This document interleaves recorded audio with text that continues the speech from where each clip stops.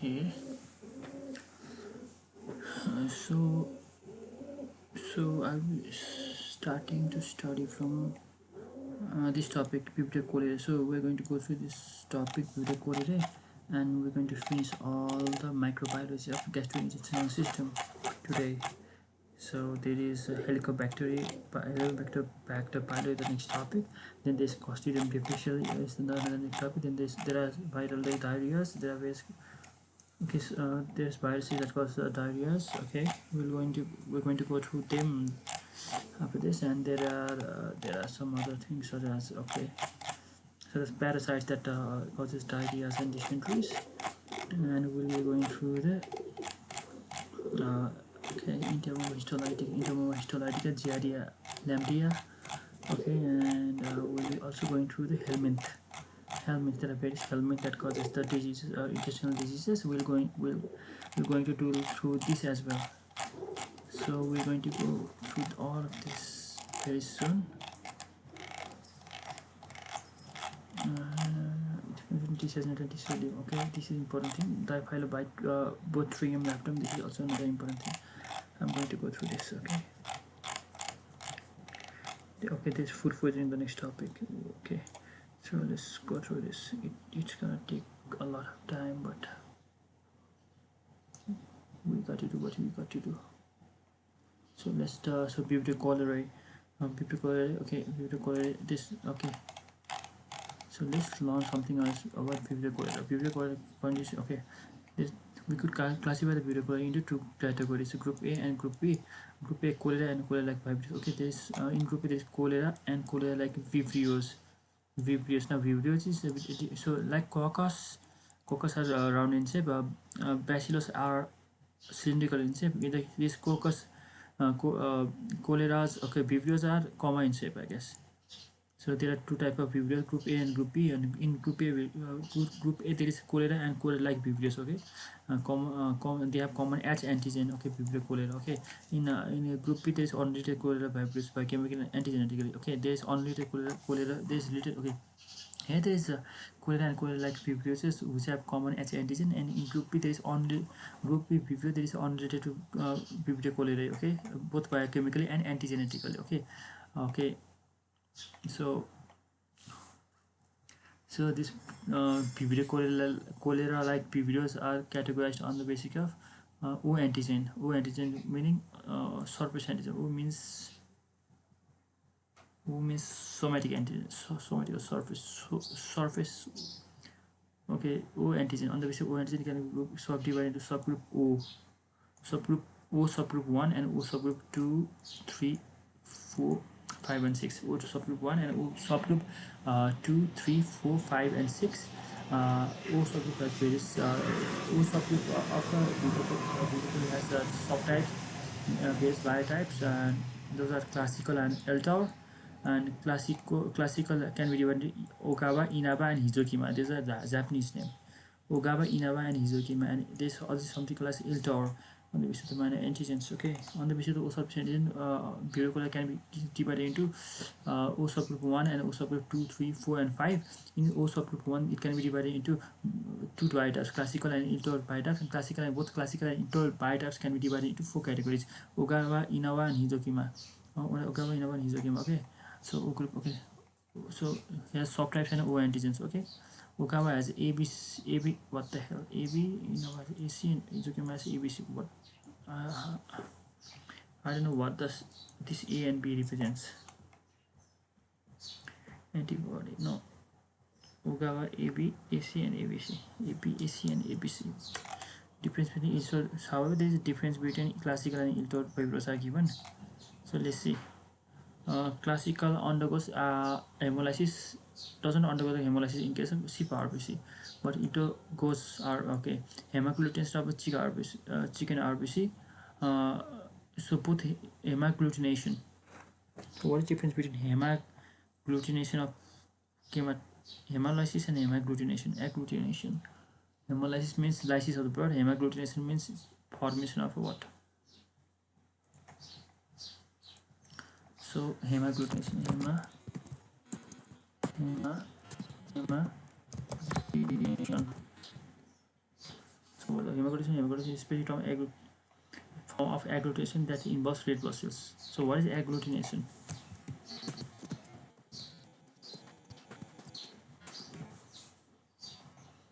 Clumping particles. The word agglutination comes from Latin agglutinate. Agglutination is the process that occurs if antigen is mixed with corresponding antibody. Because okay, if the clumping okay, agglutination is the clumping particles. The word agglutination comes from the Latin agglutinate.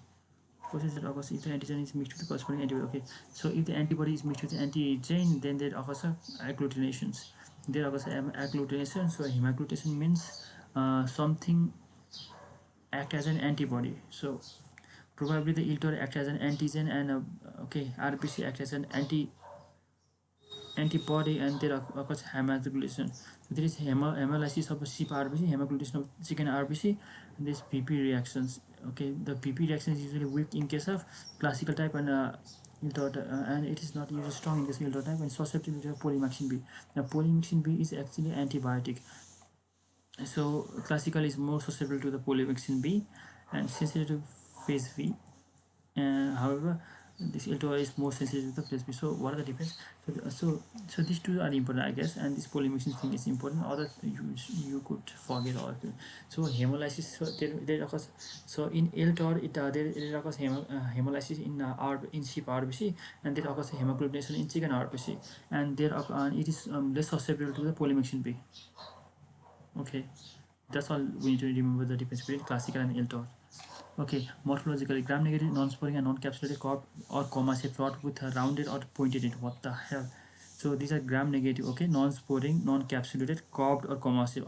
So vibrios are cobbed or comma-shaped with rounded or pointed ends, also called as comma vibrio, obviously because it is comma-shaped. Yeah, they are actually motile, single, because there is a single flagellum, polar flagellum, and the movement is darting type movement. Okay, so it is each 10 mucous flex. Okay, each 10 mucous flex and colas tools various adherence parallel rows described as quotes fits in stream appearance. Each 10 mucous flex or colas tools, the fibers are dearranged in parallel, so fish in stream. Okay, the fishes, so they are arranged in this parallel condition, and hence give the appearance of fish which are present in the streams. So it gives the fish in stream appearance because they are parallel to each other in case of a stool. Okay, pathogenesis. Okay, not that important, but it if you don't know, there is something as cholera toxin. We have already studied about cholera toxin in case of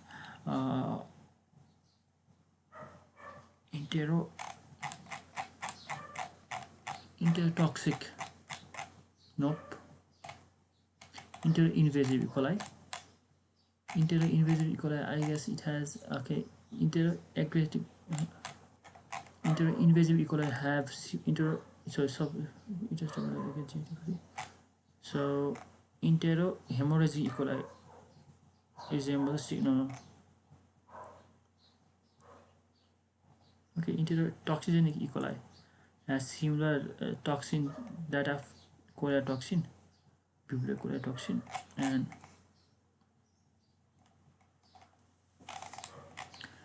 so cholera toxin has intermediate role in cholera. Okay, protein enterotoxin. Protein is very much similar to the stable E. coli. Okay, it has two parts: A type and A subunit and B subunit. A subunit is further divided into two fragments: A1 and A2. A1 helps in binding of A2 and AB, and A2 helps in prolonged activation of ATP. Now it is important to know what is the function of A1. So A1 is basically for the attachment of A2 and AB, and A2 is actually inactivation of ATP. Okay, B subunit facilitates the binding of A subunit into the intestinal wall cells. Is it? I thought it was A. B subunit facilitates the binding of the A subunit to the okay. A subunit with biological activity. A subunit has two fragments, A1 and A2. A1 helps in binding of A2 and B. A2 helps in prolonged activation of ATP. Okay, B subunit that facilitates the binding of A subunit into the intestinal wall. So B subunit is further helps in activation of binding of A subunit into the intestinal wall. Okay. Contaminated food is taken. Pathogen reaches the small intestine by escaping acid barrier of the stomach. Okay, in alkaline medium, in the presence of nutrient and basalt, pathogens multiply rapidly. Okay, in alkaline medium, they in presence of nutrients and bile ducts, they multiply rapidly and become actively motile. Organism liberates their potent enterotoxin known as enterotoxin. Okay, the binding B subunit of GM1. Okay, so binding of B subunit, where does it occur on the GM1 GM1 ganglioside of the boss border epithelium of the mucosal cells. Then entry of a subunit into the, so there is entry of a subunit into the target cells. Okay, there it causes prolonged activation of ATP and formation of a CAMP. CAMP, since there is formation of CAMP, there is increased production of a potassium and decreased reduction of a sodium in mucosal cells, which causes osmotic which causes secretion of chloride water and bicarbonate, sodium, chloride, and potassium. Okay, secretion of chloride, water, bicarbonate, and inhibition of reabsorption of potassium, sodium, and okay, it actually causes outflux of a chlorine channel, chlorine and influx of sodium. So it ultimately causes rice water diarrhea or cholera. So this is the figure. So here is the cholera toxin, and here is A subunit and B subunit. B subunit is initially helping it to attach. Okay, then what happens? Okay, this is GM1 gangliosides that is in the mucosa of the prospera epithelium of the small intestine. So it finally reaches to where PDI. Okay, unfolded A subunit fragment. Transfer. Okay, this is unfolded A subunit fragment. Transport and refolding. Okay, yeah, we don't need to know this. So this is an okay NAD active adipose. What the hell? Adenyl cyclate ATP. This prolonged activation of CMP that causes outflux of chlorine channel. You can see this. So let's look at the clinical features of the cholera. Cholera is acute intestinal infection caused by vibrio cholera, characterized by massive watery diarrhea. Okay, there is massive watery diarrhea and recurrent vomiting occurring in the severe form, resulting in vomiting, occurring in the severe form, resulting in rapid post dehydration, death if not promptly and adequately treated. The stages of a stage of evacuation. What does that mean? Evacuation means, I think, it's passing of stool. Profuse, painless, effortless water diarrhea. Okay, this profuse means a lot. This paleness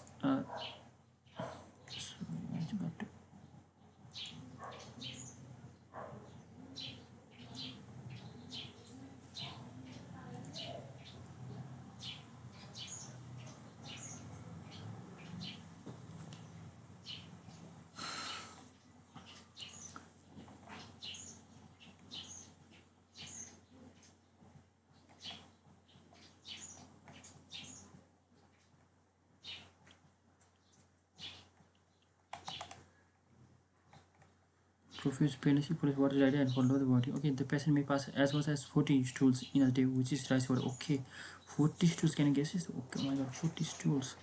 That's also the stage of evacuation, stage of collapse due to dehydration. Okay, sunken eyes and hollow cheeks, loss of skin elasticity, shallow and quick respiration, restless and intestine switch, cramp in legs, hypovolemic shock, death if not treated. Okay, so at which there is a stage of evacuation in which person is fine but is suffering a lot of stool.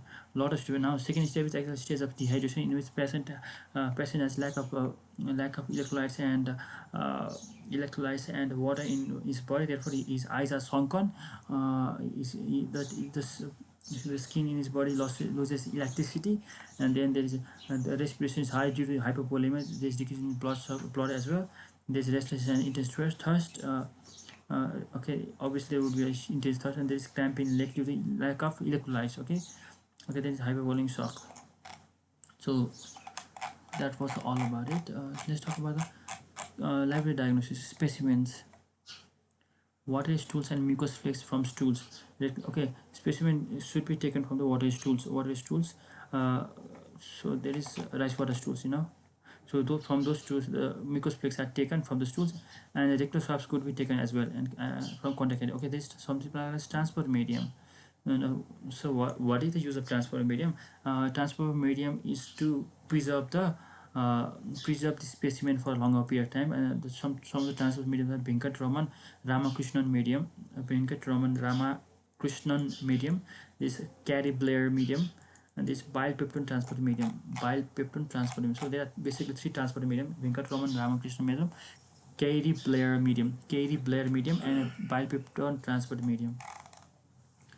Venkat Raman Ramakrishna medium, Carey Blair medium, and bipeptone Ramakrishna medium. Bipeptone transport medium. Microscopy. So let's look at the microscopy. This rapid okay.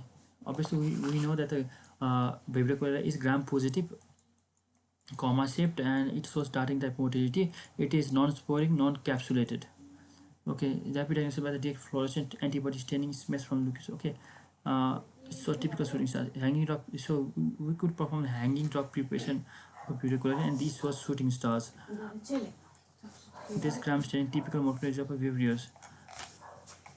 These cultures stool sample directly. Okay, so let's in microscopy we could perform shooting star. We can also engage of experiment in which we could perform a shooting star, and this gram staining in which there is typical morphology of Vibrio. Culture stool sample directly on PSA, TPC based on Monsoon GTT. Now BC, BSA, TC based tiles, BSA, BSA, bile salt.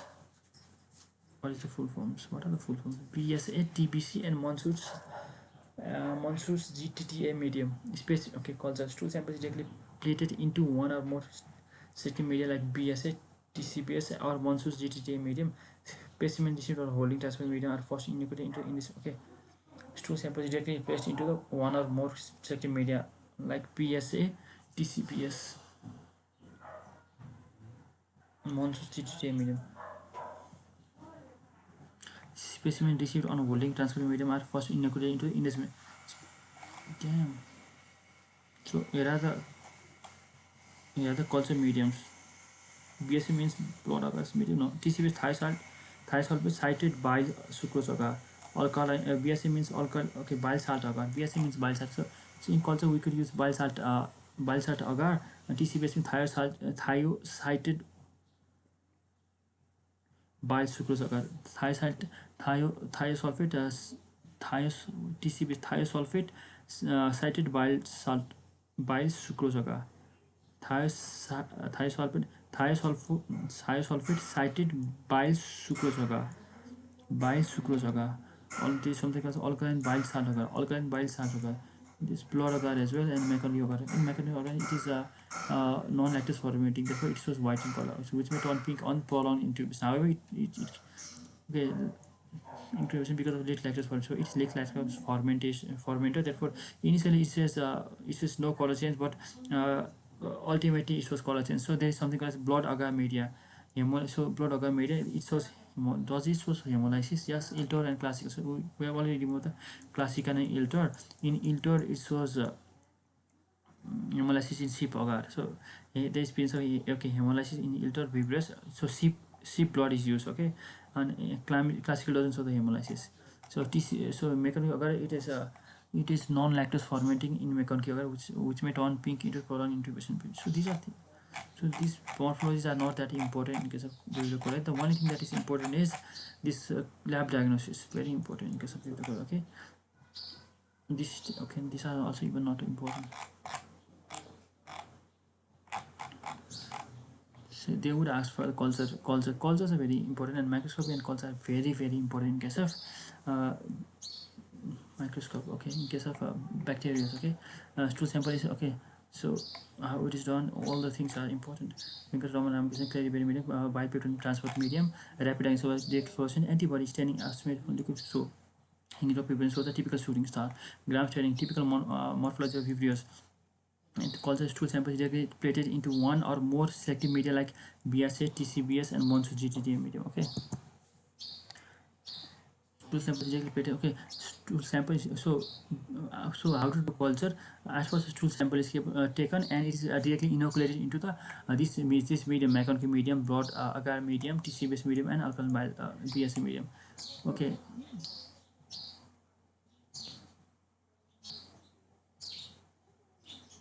Bile sucrose agar TCBSA Monsoon's GTT medium. So it doesn't show Monsoon's GTT medium though. So identification, it can be identification can be done by mechanical media, broad agar media, thiosulfate cited bile sucrose agar. Thiosulfate cited bile sucrose agar. BSA blood sugar, alkaline bile salt agar. Okay, bile salt agar. Coolings becomes 1 to 2 millimeter diameter in size. Okay, we could see pollination in case of BSA. Alkaline bile salt agar, thiosulfate, thiosulfate. So bile is generally alkaline in nature, and these bacteria that affect the gastrointestinal tract are very well grown in alkaline medium. Therefore, bile is used in various culture medium. So this is also something else. So let's talk about the biochemical test, okay, and fermentations, okay. We already know that this is non-lactose fermentation from the McConkey agar, McConkey media, okay. McConkey media was if the bacteria is fermenting, if lactose fermented or not. If it shows pink color in McConkey media, then it is lactose fermentation. And if it doesn't show any pink colors, then it's non-lactose fermenter, okay. So the beta is non-lactose fermenter, but however it ferment glucose, mannitol, and sucrose. Maltose, mannose, catalase. Okay, it is catalase and oxidase positive, and it is catalase and oxidase positive as well. From indole and reduce nitrate to form the nitrate. Okay, from indole and reduce nitrate and nitrate to form the nitrate. Okay. Cholera rate. So there's something cholera rate reaction. It shows positive. Obviously, the name shows cholera rate reaction, so it must be positive. It is specific to the cholera, I guess. Something as BP reaction. Okay, so we have already talked about BP reaction in the difference between classical and inter. There was a BP reaction usually negative in case of classical and positive in case of ILTOR. So something is BP reaction, which was ILTOR shows positive and classical shows negative. This hemolytic reaction, we have already talked about this. Now there is something called string test is performed in case of Vibrio cholera. In string test, okay, 0.5% of sodium deoxycholate is placed in clean site, and colonies of V. cholera mixed with a drop on slide. They produce viscous suspension that can be drawn into a string when innovating loop is slowly raised from the slide. Okay, string test. So when a drop of 0.5% sodium, so we need to remember this 0.5% of sodium deoxycholate is placed on the, okay, so at first it is placed in the clean slide, and colonies of Vibrio cholera are mixed up with a dropper slide. Okay, mixed with a dropper slide, then they produce viscous suspension. Okay, then they are mixed, and ultimately there is production of a viscous suspension that can be drawn into string. Okay, when inoculating loop is slowly. So ultimately, so let's see, this is a vessel. At first 0.5% of 0.5% sodium chloride is added out here. Then there's addition of a colonies of Vibrio cholerae. Then there is something called as loop. Inoculating loop is placed in here, and this inoculating loop is raised, and if there is production of this string like structure, then it is a string test positive. So that's all about a string test positive, which is 0.5 sodium deoxycholate. And there is something like serological test where the which includes indirect hemagglutination assays and enzyme linked immunosorbent assay, indirect hemagglutination assay and enzyme linked immunosorbent assay. Let's talk about Helicobacter pylori. Now this is important. Now Helicobacter pylori, okay, it's an organism that causes gastric ulcers. So its pathogenesis is important, but it is not that asked that often.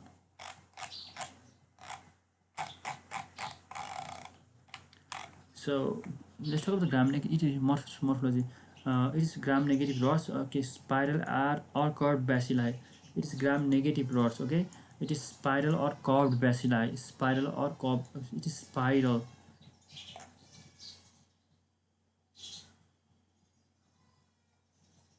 Motile due to multiple monopolar sheathed flagella. Multiple monopolar sheathed flagella. Gram-negative rods, spiral or curved bacilli after long culture from spheroid. Okay.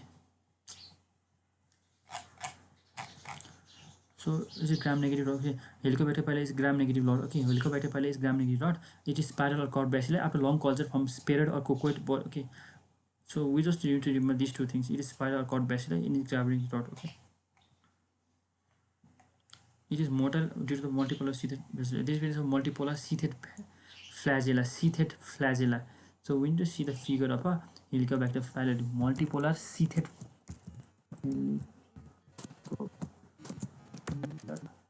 Okay. So how is the figure? So it is spiral in shape. Obviously, it is spiral in shape, and this multipolar sheathed flagellas. Yes, as it says, there is appearance of a multipolar sheathed flagellas. So yep, and let's talking about the cultural characteristics. it is strictly microaerophilic.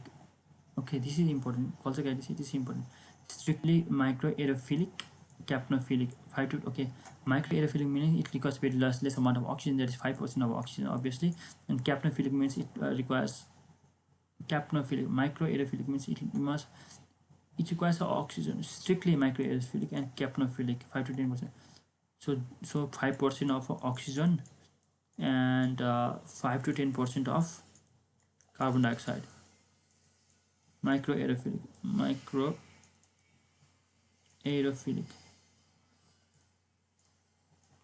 and this one is capnophilic.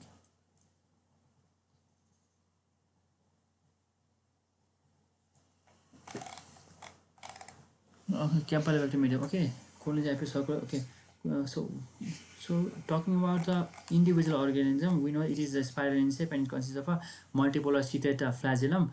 And talking about in culture, it is actually so its nature is in culture its nature is actually microaerophilic and microcapnophilic, which means microaerophilic meaning it needs of a little amount of oxygen, that is 5% of oxygen, and capnophilic means it requires a little more amount of carbon dioxide. Okay, it requires high humidity for growth. Okay, it requires humidity for growth. So how does something called Campylobacter media is there. Okay, and in that particular media it occurs circular, okay, concave, convex, okay, and translucent and less than 2 millimeter in diameter. Okay, let's talk about the biochemical reaction. It is oxidase, urease, and catalase positive. Oxidase positive, no, biochemical reaction in of a Helicobacter pylori is important. Is oxidase, urease, and catalase positive. Also produces deaminase, alkaline phosphatase, and glutamyl aminopeptidase. So it's oxidase, urease, and catalase positive.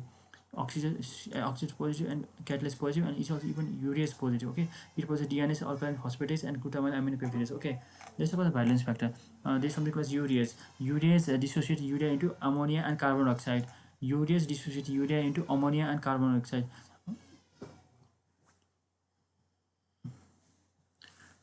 Urease valence active factor. There is something called urease which dissociates urea into ammonia and carbon dioxide.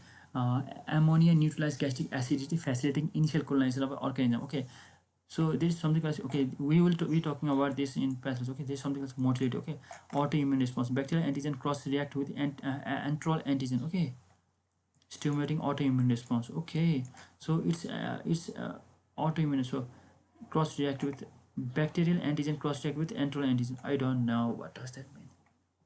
I guess the component of this bacteria and component of the antral region of the stomach is of are same. Therefore, when the odd antibody comes, it attacks both antral region and the bacterias, and there is autoimmune. So this is so sorry.